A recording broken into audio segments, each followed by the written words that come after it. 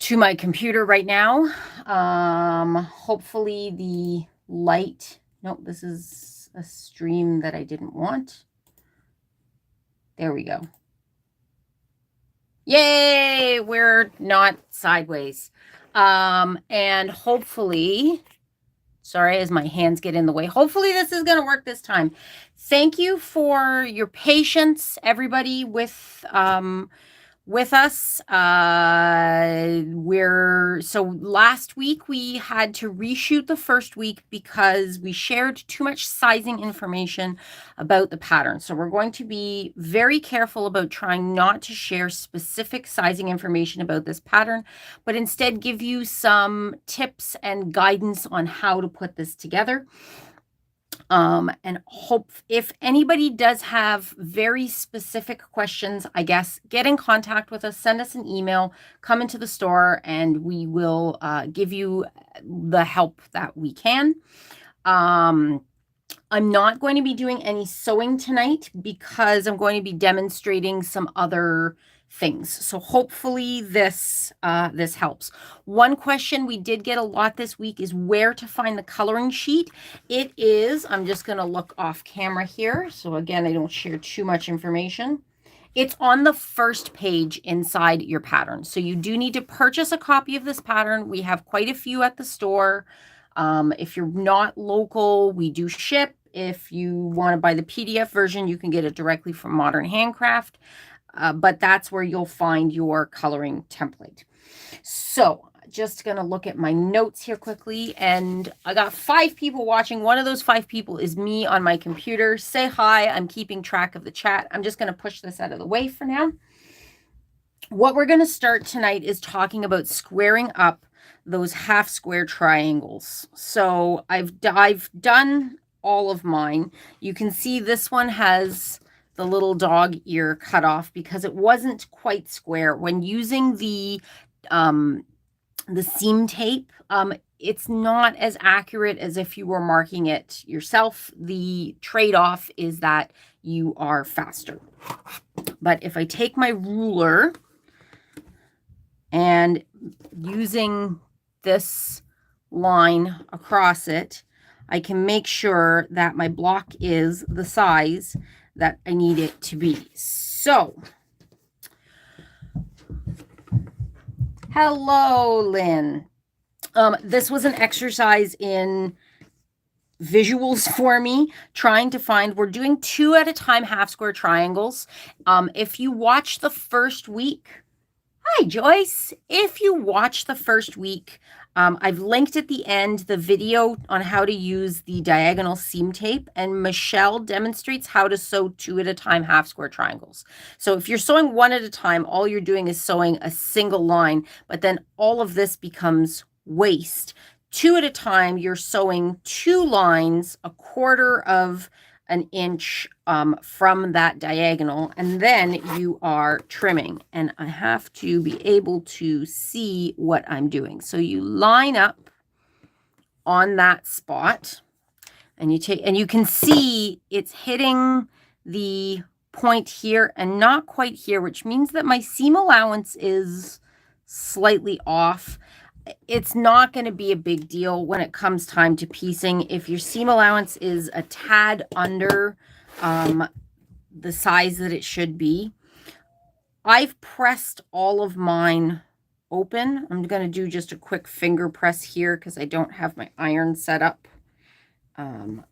And then I'm going to check and obviously my measurement's not going to be accurate right now, or not accurate, not super accurate because I haven't ironed this, but I'm going to double check, and yep, that looks good to me, which means that this one is also going to be good. So that's all you have to do. If it comes to a point where, let's grab a bunch of other ones here, where you're not, so this one's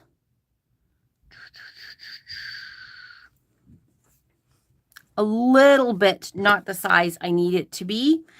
I'm just going to square it up. So we're squaring up is making sure that your block is all your blocks are the same size. And at the end of the day, as long as all of your blocks are the same size, it doesn't really matter what the finished size is. They just have to be the same size, because that's what's going to give you the accuracy that you need. So that is how you square up your half square triangles. So using a square ruler, find that diagonal line, put it along the diagonal, and then trim to the measurement that you need it to be. If you are the kind of person who finds that your I'll give you something nice to look at, not just my board. If you're the kind of person that finds that you are not accurate consistently, what you can do is, and this will take more fabric, cut your pieces slightly larger than what you are intending their finished measurement to be, and then trim down to the measurement that you want it to be. So again, you'll have to keep in mind that that will take a little bit of extra fabric, but it's not the end of the, it's a way to ensure accuracy. Couple of tips. I keep moving this and I shouldn't. My hands want to play with something all the time. A couple of tips. When you are ironing your half square triangles, use a hot, dry iron. Don't use steam, because you are dealing with a bias edge. So bias is the diagonal edge. Give me this one, the diagonal edge. This has a tendency to want to stretch. You can see if I try to stretch it like vertically or horizontally, there's no stretch, but that diagonal, there's that little bit of stretch that comes from how this is woven together. And using a hot iron will ensure that your seam is flat. If you use a steam, there is the potential for more distortion of this block. So a dry iron is going to help that. Two other things that will help that. One is having a wool pressing mat. Mine has all my little blocks on it right now. I'll bring it over here. This is a wool pressing mat. What this does is it ensures that you are getting heat from both the top and the bottom, because the wool retains the heat, and that helps to ensure that your blocks are really, really flat. I love these. Oh. The second thing, and this is one that I don't use, is the difference between what kind of thread you are using. A lot of quilting purists will only use cotton thread. So Orifil brand is the brand that we carry in the store. It is going to give you, because it is thinner, it is going to give you a very flat seam. For me, this goes back to what I've said before. I don't quilt frequently enough that I want to have specialty thread for quilting, and I don't really, this is not a show quilt. This is going to go on my couch at Christmas and then get tucked away in a roughneck tote for, several months, most of the months of the year. So I'm going to use what I have on hand, and what I have on hand is polyester. Polyester is just fine. Cotton thread will shrink at the same rate as the cotton in your quilt, so that you won't get, it will still crinkle up, because that's what it does, and that's what the quilting does, but it won't do it as much as with polyester thread. And you might get some not funky distortions, but there'll be more spots where there's more shrinking and pulling because of the polyester thread. I didn't mention last week, but for anybody who is new to quilting, when you are joining your pieces, when you are piecing, you want to use a smaller stitch length. Because you don't backstitch at the ends, a smaller stitch length is going to ensure that your pieces don't fall apart. So when I pull on this, it's not coming apart. So I like to set mine to 1.8. Some people set it to 1.5. It's really down to a preference. And then moving on, finally, I feel like this is really boring, and I'm really sorry. And maybe it's because you can't see my face and you're just watching my hands, but let me know how this change up is working for you, and if it is, and if it isn't, we'll work on something next week. And I am going to be doing some sewing demonstration next week, so yeah, sorry. So our final bit for now that you've got all your half square triangles together, our final bit is that we're putting our quilt top or our blocks together this week. So you're going to take, I like to work one block at a time because I would get confused with all of this. So I'm going to start with number 1, and I think they're numbered vertically. So 1, 2, 3, 4. And I'm going to take my pieces and lay out all my pieces so that I can visually see and then piece those pieces together. So following my pattern here, just going to move this like so. I'm just going to demonstrate, you know, the first couple of rows. I'm not going to do the whole thing here. So this is my pack A. I'm going to take from the back because I don't want to lose my thing. So I'm supposed to have, you know, my A's, and then I move to a B. So we'll go with a B. And if you've got, like, this is directional fabric. So if you've got directional fabric and it's going to bother you if your trees are upside down, make sure that your trees aren't upside down. So there's B. This is beautiful. So there's B here and B here. And then I need one more. I'll just do the first three. First 3 here. There's B there. And then I need another A in here and in here. And look, that like matches up with each other. And then I need a C down here. Look at these colors. Isn't this beautiful? I'm so excited. Use a black marker on my coloring sheet, and I did this. Mine is like red because I don't remember why I chose red, but mine is red, and I did the same thing so I could really see where the blocks start and stop. And is a good idea. Like a Sharpie would work. So you can see this is coming along now. And then what I would do is I would flip these over and just take, you know, I'd probably take a Wonder Clip. I probably wouldn't take a Wonder Clip, to be completely honest, because I like expediency. But I would flip these all over like this. So I know that, and I like to keep my seams to the right. I don't know. I think that looks. And then I would, for me, you have to find a method that's going to work for you mentally when you do this. For some people, that means you're going to take this one piece and you're going to sew this one piece and then put it back.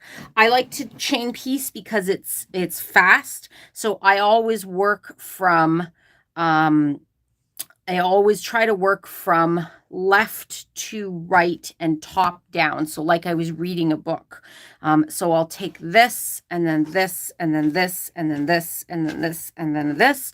And I know that I've got these together, and then I'm going to feed them through my machine with, so chain piecing is when you just keep sewing without stopping in between. So I would feed this through like this. And then when I get to the end of that one, I would start feeding the next one through. And when I get to the end of that one, I would start feeding the next one through. And then these will all end up connected to each other. So that is what chain piecing is. And then I can come back and lay them out. I believe the pattern calls for all seams to be pressed open. So like this, but it comes down to preference. And the reason that you would, so an open seam is a flatter seam, but it is not as strong a seam as if you were pressing to one side or the other. When you press one side to the other, you need to make sure, oh, did my thing pause? Nope, my hand is moving. Never mind. When you're pressing one side to the other, you need to make sure that your seams will match up so that they can nest. So if I was pressing, let's take this one and then I'll repress these afterwards.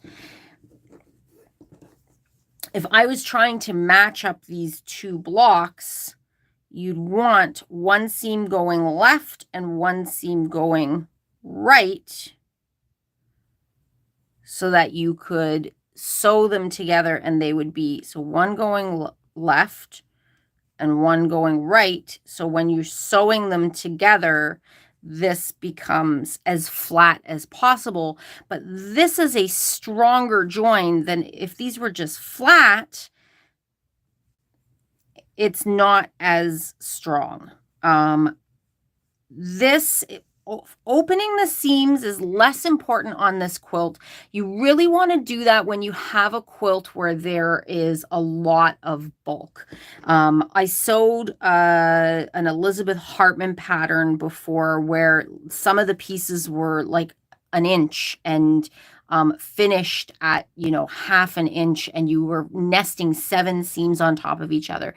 And in that case, you really do want to open up your seams because you want to make sure that any place where the block is joining is as flat as possible. And if you have this big bulky seam, it's going to be really noticeable on your quilt. But for this one, you're not really getting more than 4 points together with each other. So, opening the seams is not entirely necessary, but it depends. Like I said, you would have to really make sure that okay, I'm pressing all of the first row to the left, so I'm going to press all of the second row to the right, and then all of the third row back to the left, so that when you're joining everything can nest together. But that is the small theory behind that. So for homework, everyone needs to piece your blocks together. This is it's not a ton, but it's, that's the whole quilt. That's putting the quilt top together. And then next week we'll come together and I will demonstrate, more squaring up techniques and putting your top together and share some tips for that. And I'll actually I'll do some sewing for next week. Let me know, people who are watching, if you've got any questions. If you're watching this on the rewatch, please, drop a comment in the box below. Give us a like. It helps us reach more people. And if you do have questions, we do, keep an eye on the comments so that we can answer them. Yeah. That's it. I hope everybody has a lovely week, and we will see you next week at the same time. Bye, everybody.